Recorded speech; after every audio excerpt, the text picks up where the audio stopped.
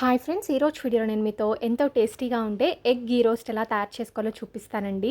ఈ recipe rice, రోటీ, చపాతీ అలాగే బిర్యానీలో కూడా సైడ్ డిష్గా చాలా టేస్టీగా ఉంటుంది. చాలా సింపుల్ అండ్ క్విక్గా కూడా తయారు చేసుకోవచ్చు. ఈ రెసిపీ కోసం స్టవ్ ఆన్ చేసుకొని ప్యాన్ పెట్టుకోండి.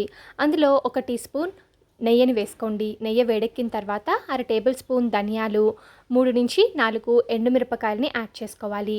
అలాగే 1/2 టేబుల్ స్పూన్ జీలకర్ర, కొద్దిగా మిరియాలని కూడా వేసుకొని ఫ్రై చేసుకోవాలి.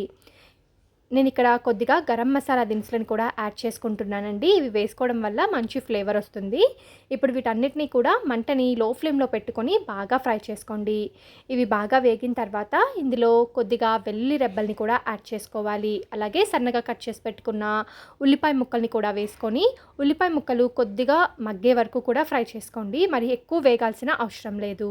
చూడండి, ఇప్పుడు ఇవన్నీ కూడా బాగా ఫ్రై అయిపోయాయి. స్టవ్ ఆఫ్ చేసుకొని వీటిని ఒక మిక్సీ జార్లోకి తీసుకోండి. అలాగే చిన్న నిమ్మకాయ సైజ్ అంత చింతపండుని కూడా వేసుకొని మెత్తగా పేస్ట్ లాగా చేసుకొని పక్కన ఉంచేసుకోండి. ఇప్పుడు అదే ప్యాన్లో ఒక 2 టేబుల్ స్పూన్ల నెయ్యిని వేసుకోండి. మీకు ఇష్టం ఉంటే 1 టేబుల్ స్పూన్ నెయ్యి, 1 టేబుల్ స్పూన్ నూనెతో కూడా ఈ కర్రీ చేసుకోవచ్చు. నెయ్యి వేడెక్కిన తర్వాత 1 కప్పు సన్నగా కట్ చేసి పెట్టుకున్న ఉల్లిపాయ ముక్కల్ని వేసుకొని ఉల్లిపాయ ముక్కలు గోల్డెన్ బ్రౌన్ కలర్ వచ్చే వరకు ఫ్రై చేసుకోవాలి. ఉల్లిపాయ ముక్కలు వేగుతున్నప్పుడే ఇందులో కొద్దిగా కరివేపాకుని కూడా వేసుకొని ఫ్రై చేసుకోండి.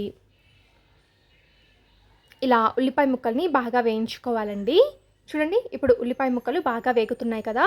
ఇలా ఉల్లిపాయ ముక్కలు బాగా వేగుతున్నప్పుడు ఇందులో ముందుగా మనము పేస్ట్ చేసి పెట్టుకున్నాం కదా మసాలాని, ఆ మసాలా పేస్ట్ని ఇందులో వేసుకొని పచ్చివాసన మొత్తం పోయే వరకు ఫ్రై చేసుకోండి. సో ఇప్పుడు ఇలా ఫ్రై అవుతున్నప్పుడే ఇందులో రుచికి సరిపడినంత ఉప్పు, కొద్దిగా పసుపుని కూడా వేసుకొని బాగా కలుపుకోవాలి. ఇలా బాగా కలుపుకున్న తర్వాత కొద్దిగా వాటర్ అయితే యాడ్ చేసుకోవాలండి. చూస్తున్నారు కదా, ఇలాగ ఆయిల్ సపరేట్ అవుతుంది కదా. అప్పుడు ఇందులో మనము 1 కప్పు వాటర్ యాడ్ చేసుకోవాలి. వాటర్ యాడ్ చేసుకొని ఒకసారి బాగా మిక్స్ చేసుకోండి. మిక్స్ చేసుకొని ఉప్పు చూసుకోండి సరిపోయిందో లేదో. సరిపోకపోతే ఈ స్టేజ్లో యాడ్ చేసుకోవచ్చు. వాటర్ యాడ్ చేసుకొని ఇలా వాటర్ బాయిల్ అవుతున్నప్పుడు ముందుగా ఉడికించి పెట్టుకొని ఇలా మధ్యలోకి కట్ చేసి పెట్టుకున్న ఎగ్స్ని యాడ్ చేసుకొని మూత పెట్టేసి ఒక 4-5 నిమిషాల పాటు కుక్ చేసుకోవాలి. 4-5 నిమిషాలకి ఈ ఎగ్ కర్రీ బాగా కుక్ అయిపోయి ఇలా ఆయిల్ అయితే సపరేట్ అవుతుందండి. ఇలా సపరేట్ అయింది అంటే మనకి కర్రీ రెడీ అయిపోయిందని. ఇప్పుడు ఫైనల్గా ఇందులో కొత్తిమీర తరుగుని యాడ్ చేసుకొని సర్వ్ చేసుకుంటే ఎంతో టేస్టీగా ఉండే ఎగ్ గీ రోస్ట్ రెడీ. ఈ రెసిపీ మనకి చాలా టేస్టీగా ఉంటుంది. సాంబార్, పప్పులోకి సైడ్ డిష్గా కూడా బాగుంటుందండి. లేదు అనుకుంటే ఒట్టిగా అన్నంలో మిక్స్ చేసుకొని తినడానికి కూడా చాలా బాగుంటుంది. తప్పకుండా ఈ రెసిపీని ట్రై చేయండి.